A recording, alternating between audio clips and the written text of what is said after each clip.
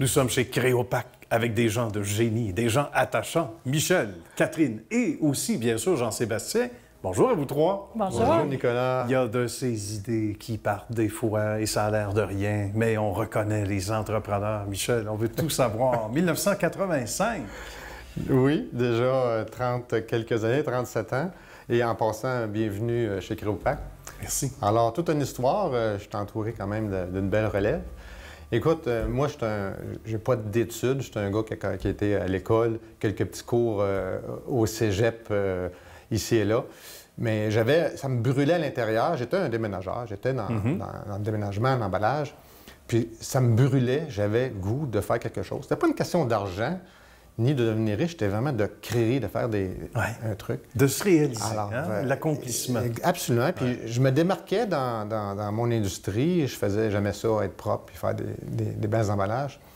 Et puis une opportunité s'est présentée de devenir emballeur à contrat. Puis, bon, ma femme, j'en discute avec mon épouse Jacinthe, puis on en discute. Les gens alentour disent « Ouais, mais c'est même trop risqué, vous allez vous planter, c'est épouvantable. » Vous ne pourrez pas. Ça ne marchera pas. Ça ne marchera pas. Puis on n'a pas d'argent. Premièrement, on n'a pas d'argent. Ouais. Alors, mon épouse a dit « On va perdre quoi? On n'a rien. On a 100 $ à la banque. Le taux est sur la finance. Les meubles sont... Le risque est beau. En sous-finance. Ben oui, c'est sûr. Alors, elle me dit « On se lance. » On est en 85. Alors, on se lance en affaires, on vend la petite chevette, puis on s'achète un petit pick-up, puis ça finance. Puis ça prend une boîte, mettre sur le pick-up. Ben oui, c'est ça, on n'a pas pensé à prendre. Emprunte 100 $ à mon père pour mettre une boîte en plywood, pour on peint sur ça, puis on décolle. Ça nous fait réaliser à quel point, puis il y a des gens, des entrepreneurs à l'écoute, ou de jeunes, ou moins jeunes, qui changent de carrière. Puis ils se disent « Hey, ça sera pas facile ou ça n'a pas été facile, mais je suis pas tout seul. » Comme quoi, il faut s'accrocher à son rêve. À quel moment on sent, Michel, que ça décolle? Parce que des contrats très spécialisés, des déménagements haut de gamme, etc. Mais à quel moment on sent qu'on... Au début, on faisait de l'emballage pour les déménagements, etc.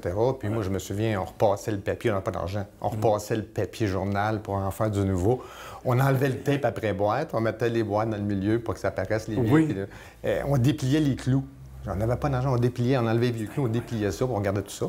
Puis, dans ce métier, dans ce milieu-là, tous les gens qui voyageaient avaient tous une table en marbre, une horloge grand-père, des trucs du genre, qui nécessitaient une boîte de bois. Alors, c'est là qu'il est devenu, on va faire des crêpes pour ça. On a commencé tranquillement à faire ça.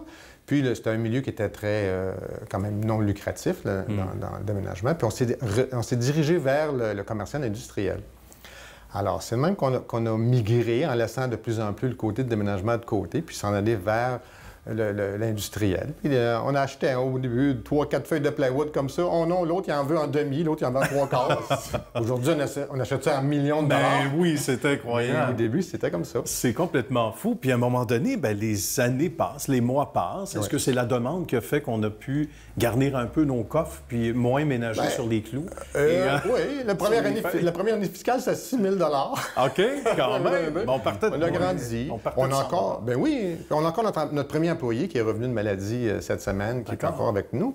Et puis, on a de plus en plus, on s'est dirigé, on s'est fait une marque. Puis, on a commencé au début, ça s'appelait Emballage JM. Après ça, le nom ne vous disait rien. Puis, on a migré vers Créopac International. Puis... JM pour Jacinthe et Michel. Ben oui! Bien, merci de le mentionner. La raison derrière. JM, mais le nom pour l'industriel ne fonctionnait pas. Donc, on s'est dirigé vers un nom plus commercial.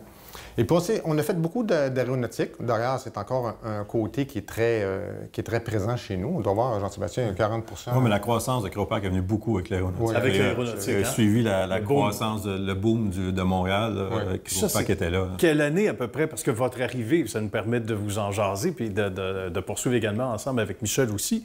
15 ans à peu près, donc... Oui, dans mon cas, 15 ans, mais l'aéronautique était déjà bien implantée dans l'entreprise.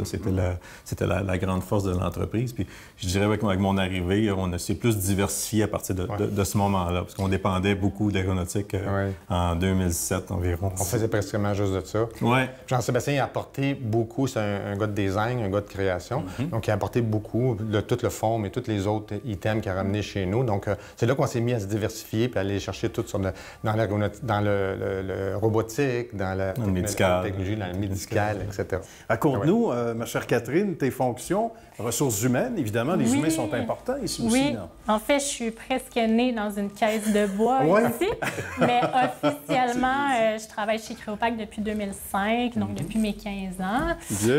Puis, c'est ça, donc j'ai gravi les échelons pour devenir éventuellement directrice de ressources humaines. Donc, tous nos 100 employés ici qui viennent de partout dans le monde, là, c'est eux autres qui m'emmènent mon travail, si je peux dire. Ben oui, voilà. C'est un poste vraiment stratégique aujourd'hui. Ben, c'est important. Oui, c'est important. Avec les enjeux actuels. Justement, on en parlait tantôt rapidement, micro fermé, puis ça va vite, on se dirige trop rapidement, on le savait, vers la fin. C'est trop passionnant. Mais l'idée d'engager des gens et de faire embarquer dans la danse des gens qui viennent de partout à travers la planète, c'est pas nouveau ici. Alors, nous, c'est du jour 1. C'est pas une question de mode, là. Absolument pas. C'est pas. On entend souvent les gens, maintenant, il faut...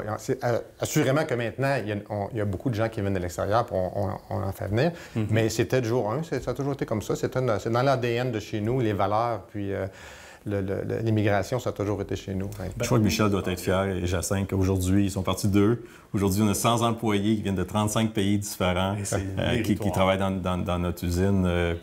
Donc, c'est une belle histoire. Absolument. Une histoire dont on parlera encore très longtemps, c'est certain. Sûrement. Ça a été un bonheur de vous recevoir. Merci du bel accueil, les amis Michel, Catherine, Jean-Sébastien. On va se revoir, souhaitons-le, pour la suite des choses. Continuez votre excellent travail tous les trois. Avec Merci. Merci. Merci. À bientôt.